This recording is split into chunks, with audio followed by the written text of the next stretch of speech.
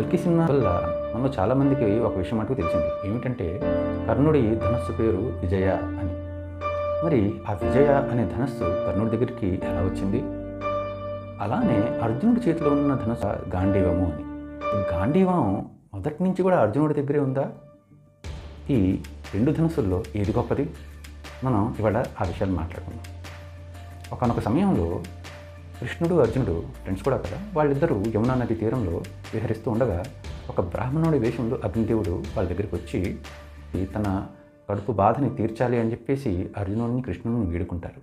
దాని తర్వాత ఆయన ఒక విషయం చెప్తారు. ఏమిటంటే తను ఒకానొక సమయంలో ఒక రాజు చాలా సుదీర్ఘంగా చేసిన యజ్ఞం వల్ల చాలా నేతిని తను తీసుకోవాల్సి వచ్చింది. దాంతో తనకి అజీర్తి రోగం పట్టుకుంది.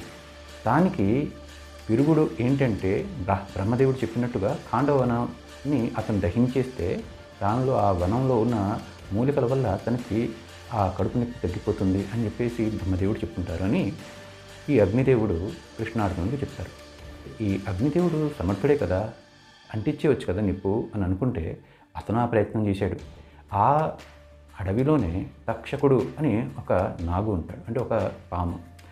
ఆ తక్షకుడికి పరమమిత్రుడు ఇంద్రుడు.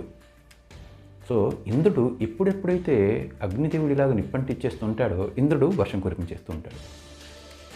అలాంటి సమయంలో అంటే ఇంద్రుడిని అడ్డగించి మరి ఈ ఖాండవ వన దహనాన్ని సహకరించాలి అని చెప్పేసి ఈ అగ్నిదేవుడు కోరతాడు అర్జునుడిని కృష్ణుడిని. దాంతో అర్జునుడు అంటాడు, ఇంద్రుడు ఇలాంటి వాడిని ఎదుర్కోవాలంటే నా దగ్గర చాలా దివ్యాయుధాలు ఉండాలి. మరి నాకు నువ్వు దివ్యాయుధాలను ఇవ్వగలిగితే అగ్నిదేవ నేను డెఫినెట్గా నీకు తోడ్పడగలుగుతాను అని చెప్పి. అప్పుడు అగ్నిదేవుడు తన మిత్రుడైన వరుణుడిని తలుచుకుంటాడు. వరుణుడు వచ్చి గాంధీవాన్ని అక్షయ తూణీరాన్ని అర్జునుడికి అందజేస్తాడు. అదే సమయంలో కృష్ణుడికి కూడా సుదర్శన చక్రాన్ని కౌమోదికి గదని అగ్నిదేవుడు బహుకరిస్తాడు. ఆ గాంధీవం సుదర్శన చక్రం వీటి వల్ల ఇంద్రుడిని అడ్డుకుంటారు. అలానే ఖాండవన దహనం కూడా జరుగుతుంది. ఇది గాంధీవం యొక్క స్టోరీ.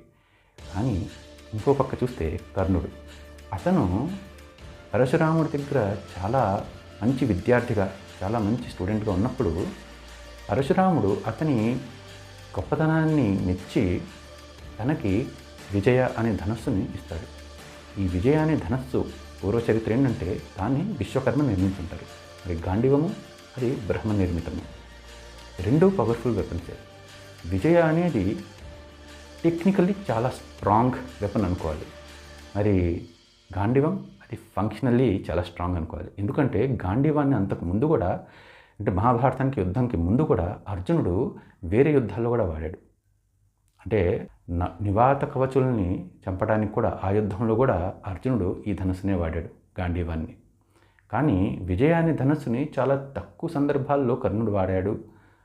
కేవలం మహాభారతం యుద్ధంలోనే దాన్ని ఎక్కువగా వాడాడు అని మనకి చెప్పుకుంటూ ఉంటాం. మీకు కనుక ఈ వీడియో నచ్చినట్లయితే లైక్ చేయండి, 10 మందితో షేర్ చేయండి. మీ అభిప్రాయం తప్పకుండా కామెంట్లో తెలియచేయండి. జయ శ్రీరామ్.